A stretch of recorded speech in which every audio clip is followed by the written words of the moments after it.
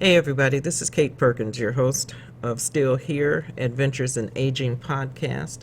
This is season 2, episode 1, and I'm recording live from an independent senior living facility. So all these background noises and things you're going to hear, and that you're going to sit there and go, oh my God, she just really should have edited that out.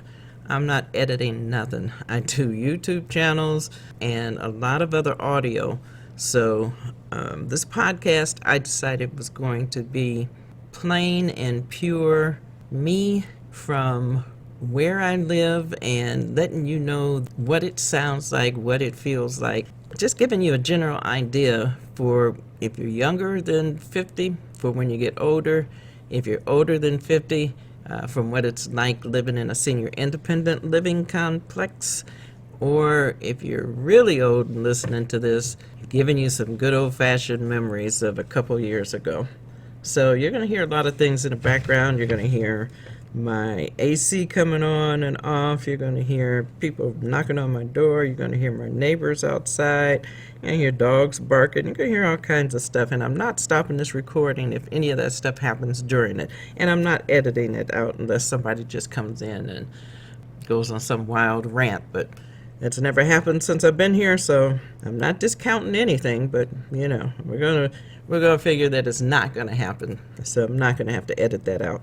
I may have to edit a couple things that I say out, but not anything that happens in the background noise. Okay, I'm stopping because I'm reading a text.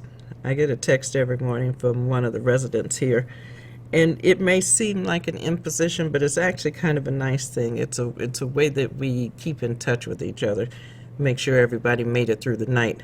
And I know that sounds horrible, but really kind of is one of the purposes that it serves. I know you're probably wondering, like everybody else did when I said I was going to start a podcast and actually start working with seniors and their adult children and helping them navigate aging. Why would I pick a subject that is a wildly unpopular subject?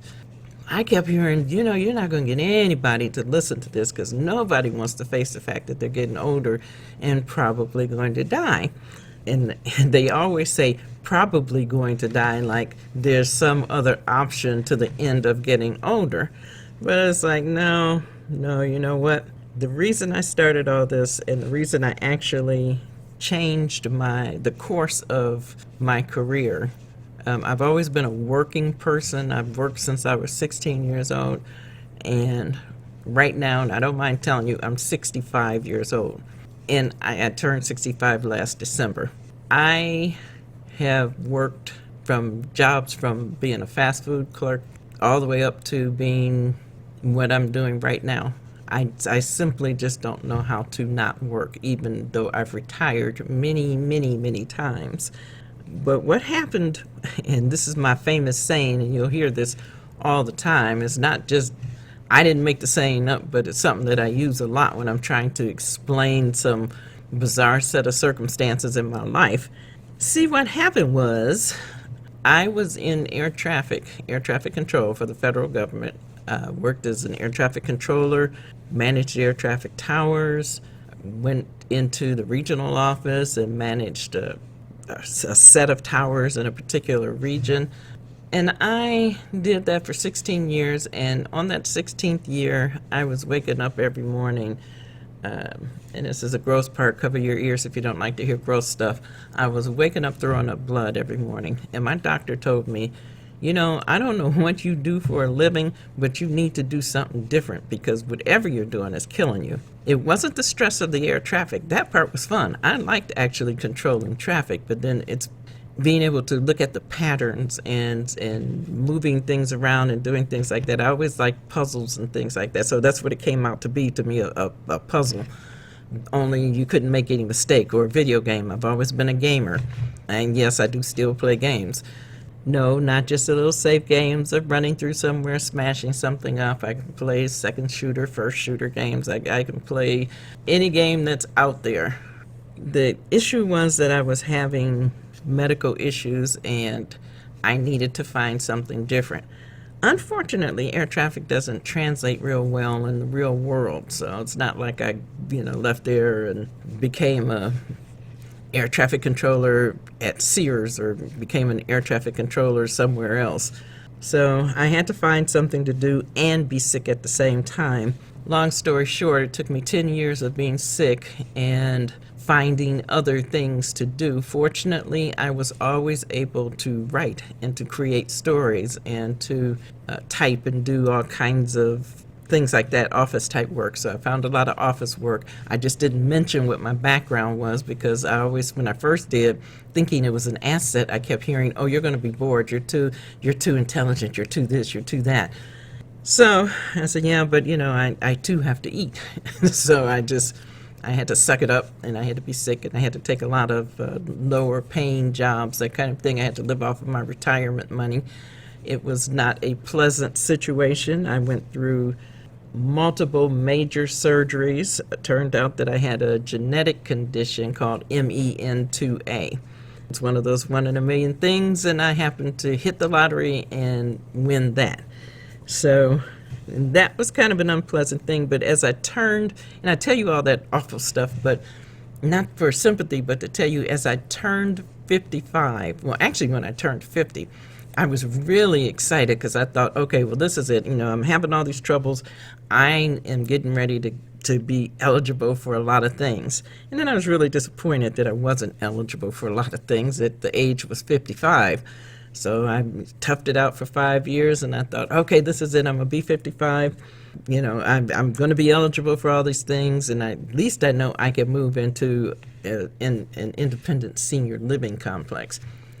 And there is a difference between those, and you'll find that difference out between independent living senior complex and nursing home and assisted living and places like that, memory care living. You'll find out the difference between that later on in the season. I also wanted to find out what happens to a person when they age, not just the physical, because I kind of, it's obvious the physical things that happen to a person, but what other things, what life things happen to a person. And I looked for books on the subject because if you've read any of the books I've written, and I've written 5, I'll have links to where you can find my books down below this podcast. You look at any of those books, I usually mention the fact that there was no information at the time. And since there was no information, if I'm going to find something or want to know something, I will look to either books or the internet, or I'm going to find the information.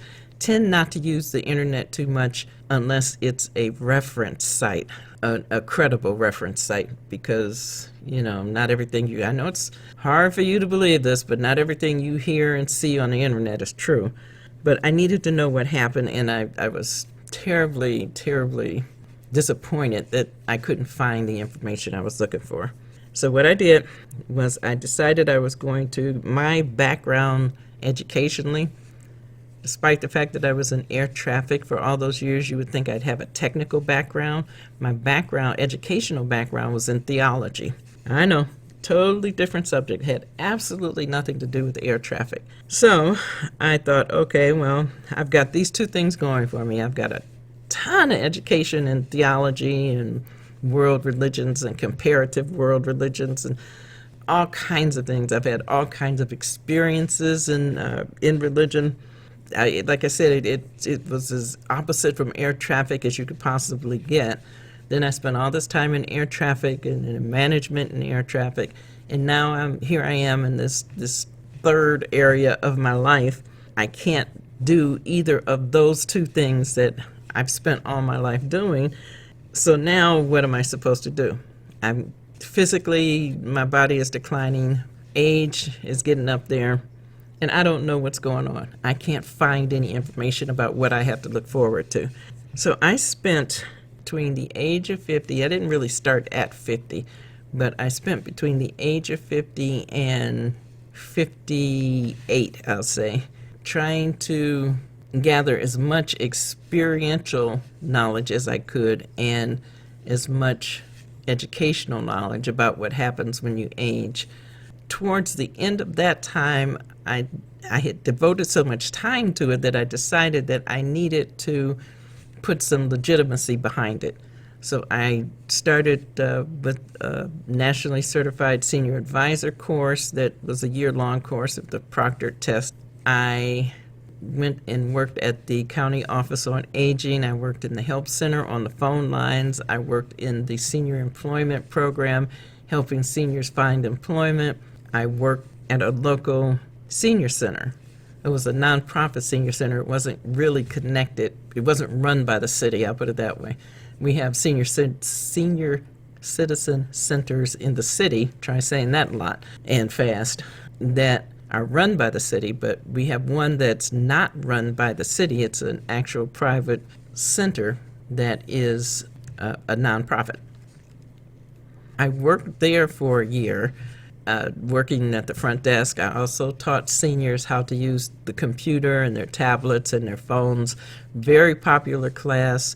I wanted to make seniors feel at ease, because if you're younger and you're listening to this and you have seniors in your family, know that they are threatened by the equipment. They are threatened, and they don't want to mess it up, and they don't want to embarrass themselves with their family by messing up the equipment or by asking the same question over and over again.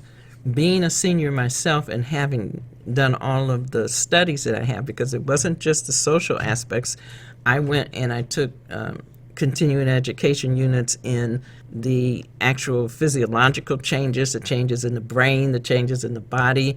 I took a really intense gerontology course of classes that explained what really happened and how things changed with seniors, and I kind of compiled all the information that I wanted to know. So I knew that once you get older, you learn in a different way than you do when you're younger, which is hence why you keep asking the same questions over again, because you're trying to cement the thing in your brain. And right now, our system of teaching, unfortunately, is one or the other. You either hear it or you see it, but then it's expected to only hear it and see it once, and you should be able to retain it. That might be able to happen when you're young, but when you're older, you need to repeatedly see and hear and do, so it sticks in your brain. So I did a lot of teaching, but a lot of hands-on in the class, and it was a wildly popular class. I even, by the time I had to leave doing the internship there, I still had a waiting list of people that were trying to get into that class. Yeah, and they kept asking me, don't you want to come back and do this as a volunteer? But I couldn't do that. After I had gotten all of that and I've gotten all the experience, we're now up to December of 2018 when I had to actually leave from there.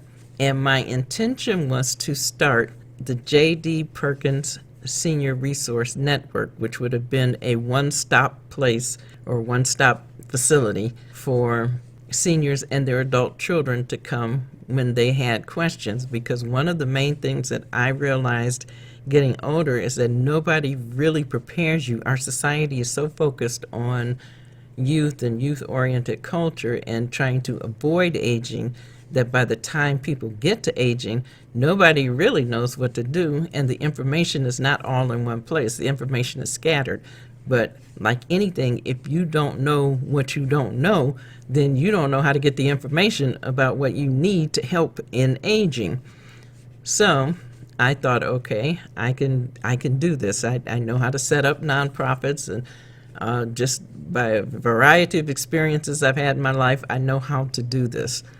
Then came the pandemic. I got to the end of 2018. 2019 came up while I'm trying to gather things together. I'm not working anymore, and I'm trying to live off of a very small income. So it occurs to me, I'm not going to be able to go walk into a bank and say, hey, look, I need to build a complex, and I need to do this, and I need to do that. And that's just not going to happen for me. So I thought, okay, I will write a book. Not so much for the income, but because I had all this knowledge, I didn't want to die with the knowledge in my head. It would have been useless, and why did I collect all the stuff for me to just fall over dead with this knowledge? So I wrote a book called Aging with Grace by Kate Perkins, and I put everything that I had learned up until that point into this book. And I put it in, if you've read any of my books, you know that my style of writing is more observational humor, humorous, that kind of thing, but you're still going to find out solid, concrete information that you can use. Then I'll put the website down below this podcast in the first pinned comment so that you'll know all these things that I'm talking about. You'll be able to go to and see or buy. I've been actually before, because I was using the income from my working to pay for all of these things that I'm doing. But now I'm not working, so I'm relying, as one author put it so eloquently, I'm relying on the kindness of strangers to help me get through this. But back to the original question, which you've probably forgotten by now. Why would I want to do this on a subject that is so wildly unpopular? And the answer is because it is wildly unpopular. I'm doing this to help those people who suddenly get to that age where they realize, hey, I'm getting older and I might need to start doing something about this. And by the time you hit that, it's already too late. It's something you should have started doing something about way before you get to that point where, like me, where you start questioning and making that statement. It's also to help the adult children of seniors who see mom or dad or auntie or uncle or whoever it is that they are looking at that's getting older, and they're noticing changes in them, and they're trying to figure out what to do. I see this change. I don't know what's available. I don't know what to do. I don't want to put them in a home. I do want to put them in a home. I don't want them, and there's all these things that go on, and they don't have any answers, and they don't know where to look for any answers. So they just kind of stumble through trying to do things the best they can. And it's not a pretty thing when you don't have the information about what's available. You feel a little more confident and self-assured when you know what is available and what kind of help is available out there. And these are the kinds of things I put in the book Aging with Grace. Also, I did all this, and that I'm doing this podcast is because I want to not only inspire you and make people understand that while aging may suck, and it does suck, don't get me wrong, you don't have to sit there and accept it. There are things that you can do that will help you make good decisions. There's things that you can do that will entertain you, that will inspire you, that will make you smile. There's things that you can do to make your life a little bit easier. And it really is a matter of how you look at it. There are things that are actual physical things that you cannot change. No matter how much you wish, you can't make them different. But you can make how you react to them different. So that's why I decided to go into this area of aging. That's why I decided to start the Senior Resource Center. That's why I decided to go into talking about aging through podcasts, through YouTube channels, and I say channels plural, and I'll put the links to both of those down there, to being sort of an influencer in the area of aging, so that people can see that at 65, I'm not this doddering old lady that they tend to stereotype in stories or in television or in movies or whatever. And that's usually written by people who either are way younger than 65, or who have never been around anybody that's 65, or who have only been around people that are 65 that have certain things. But just because you're 65 doesn't mean that you're automatically going to have memory issues. So reason I called it Still Here, Adventures in Aging, is because every morning when you wake up after a certain age, you open your eyes and go, yep, I'm still here. And every day is an adventure in aging in some kind of way, whether it's waking up to figure out what hurts next, because after a certain age, stuff starts hurting that you have no idea why it hurts, or even that you even had it in your body, where you can be doing something just like sitting there and move your foot over 2 inches, and all of a sudden you got this pain in your leg and all this kind of foolishness. So every day is an adventure. But then there's some days that it's not about pain, it's not about the physical discomfort.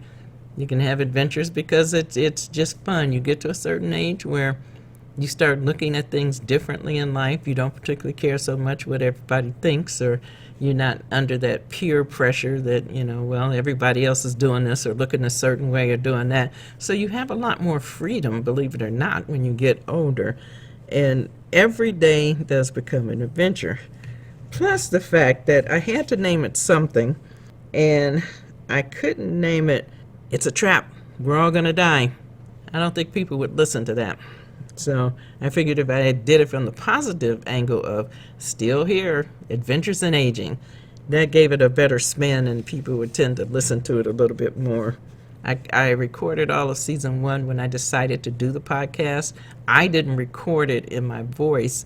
What I did was the program that I was working with, the one that you're going to hear commercials for throughout this one, is that voice, is that computer voice reading it. And that was interesting within itself. And what they're reading, what the voice was reading, was things that I had written over the years. And I'm an author. I've written books, and I've written short pieces and short stories and just things for blogs. I wrote a blog for a while there. The whole first season was the computer reading things that I had written over the past, I'll say 10, 15 years. And even without consciously knowing it, I was studying aging and what happened with aging even then, just from a more abstract, esoterical type point of view.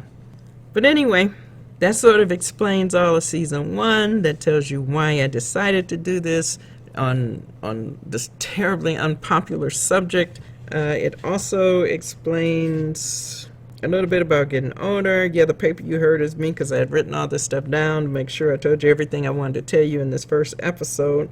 And we also will be going through the book that I wrote. It's going to be kind of based loosely on the chapters of the book Aging with Grace by author Kate Perkins. And I'm going to explain a little more in depth because when you're writing, you have to write kind of concisely about certain things. You can't go into the background too much of why, or your book will be like 18,000 pages long and nobody will even be able to pick it up, much less read it. So I'm going to kind of go through the book also. We're going to have guests. I'm going to have people come in, and not famous, well-known people. I'm going to have people come in from the complex. Anybody that I'm a open the invitation. I'm normally a very private person. I sit in my set of rooms. It's not like that. It's like an apartment complex. Everybody has their individual units with their individual entrances and exits and say it's just like an apartment complex, only you have to be 55 or older to live here, and there's no children except for the grandparents that are raising grandkids or grandparents that have their grandkids to visit. And then there's the ones that have them live there, but they're trying to avoid the management so that they don't know that the kids live there. I usually sit in here and I usually have a background camera shooting while I'm doing the podcast. I don't have one today simply because of the fact I don't feel like it today. I don't do a lot of video right now for a couple of reasons that I won't go into here. In season 3, we'll see the video of me doing the podcast and me with the guest. Oh yeah, back to the guest.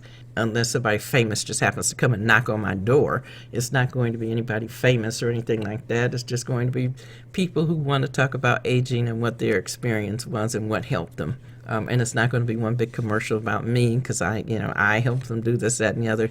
I'm really interested in different experiences and not just all people of one race or all people of one ethnicity or all people of one nationality or all people of one. I want a cross section of everybody because aging is the one thing, no matter who you are on this planet, if you live long enough, you are going to age. Aging doesn't care. It doesn't care what your political beliefs are. It doesn't care what race you are. It doesn't care whether you like the other races or you don't like the other races. It doesn't care what you think about the vaccine. It doesn't care what you think about any kind of virus or disease. Aging does not care about any of that. It is something that relentlessly marches forward. And despite all the stuff that you hear about, oh, we figured out a way to stop this and stop that and blah, blah, blah, ain't nobody stopping nothing. They may prolong it. They may try to make you look like you're not. But aging is the one thing that's going to happen, and up until this point, going to continue to happen to all of us, no matter who we are.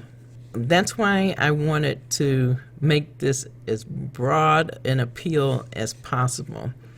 Because even though the subject is not an appealing subject, at least it would be able to encapsulate everyone in the experience. Everybody could maybe see the experience from their certain set of circumstances. So that's what this season's going to be about. This is just the, I always do one main introductory, and then I go off onto other crazy, more detailed subjects.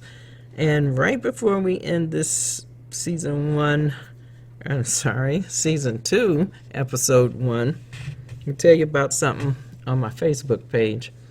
There's something, I look at Facebook every day because I run my page, and then I run the J.D. Perkins Senior Resource Network page, which I'm going to put a link to also. And on that page, I put a lot of information that I find and look at.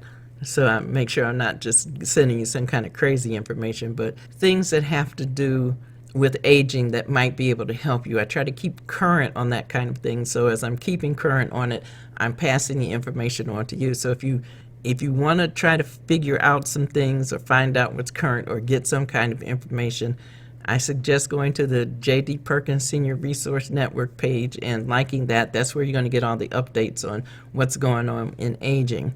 So I run that page, and I also run the Still Here Adventures in Aging podcast Facebook page, and that's where I put on my links to things that I do, like the podcast, the vodcast, anything that I do that's online like that. It's set up as the podcast page, but you'll be able to see those kinds of things as they come out, as I release stories for my channel. But anyway, I was looking at Facebook on my personal page, and I'm just going to close on this note. And there was I don't even remember, I would give the company some love, but I don't even remember who the company was. But there was a picture of a table, a wooden table, and I record all of my things, all my setup. The studio setup is on this large farm table. It's a large wooden farm table, and it has my computers, my screens, my soundproof booth, portable, of course, printing, copier center, all that kind of stuff. But this picture on the Facebook page was two small kids, and what they had done was they had wrapped this sheet or blanket around the table and tied it at the top of the table so that it hung as a hammock under the table. And they had these two kids laying in these little hammocks under the table. So the thought occurred to me, even though I'm 65, I still like whimsy, I still like playing, I still like things that spark the imagination. I thought, wow, that would be really cool if I could tie a sheet around this table and use it as a hammock under the table. And then when I have thoughts like this, it's always followed up by the second thought of, you're 65. So after a while, you realize when you're getting older that it's dangerous to have thoughts like this, because this is how people think that just because you're older, you're getting dementia, because you start doing these crazy things that you see that you think you would really like to do. I'm not some thin, wispy person. If you listen to my weight loss, the part 2 of the weight loss program, you'll hear that I made concessions when I started this 100-pound journey. And by the way, I'm 46 pounds down from the original weight. But I had to get an alert button if I happen to fall down or pass out or whatever, and they'll send somebody. So I'm thinking I'm going to be up under this table, wrapped up in this sheet, because you never see anybody get into a hammock and just actually gracefully get in and lay there. There's always these comedic scenes of somebody twirling around and getting wrapped up in this hammock, and all I could think of is I'm going to be up under this table that's going to collapse under my weight, and I'm going to be wrapped in this sheet, and the table's going to press this button, and EMT is going to come in here, and they're going to be trying to figure out why I was wrapped in a sheet up under a broken table with a bunch of equipment on top of me. And there would be no way I would be able to explain to them it was because of a picture I saw on Facebook for some kids that I thought it would really be cool to see if I could do. And that right there is one of the things that really suck about being 65, because then people think, oh, that's too bad. She's losing her mind now. And it wasn't that. It was just that it looked like a cool thing to do. So there's things you're going to find out in the second season that sound like a good idea at the time and sound like fun, but when you think it through, there are some things you're going to have to do to modify your life. So we'll talk about all that kind of stuff in the upcoming episodes. This was just episode 1 of season 2 to let you know why we decided to do a podcast and a whole series of things on aging and the adventures thereof, and to be able to help you make some really good, intelligent decisions about yourself and about your family and about any aging person in your life. So you can thank me for this by buying me a cup of coffee. The link to that is on this page also. If you really want to help me and you don't have money to buy me a cup of coffee, you can go to my YouTube channel, subscribe, like all the video content that you see, listen to some of these creepy, crazy stories that I swear are true, and just kind of help me out. Anyway, until we get to episode 2, hang in there. And every morning that you wake up, you can join me in saying, still here. What's going to be the adventure today?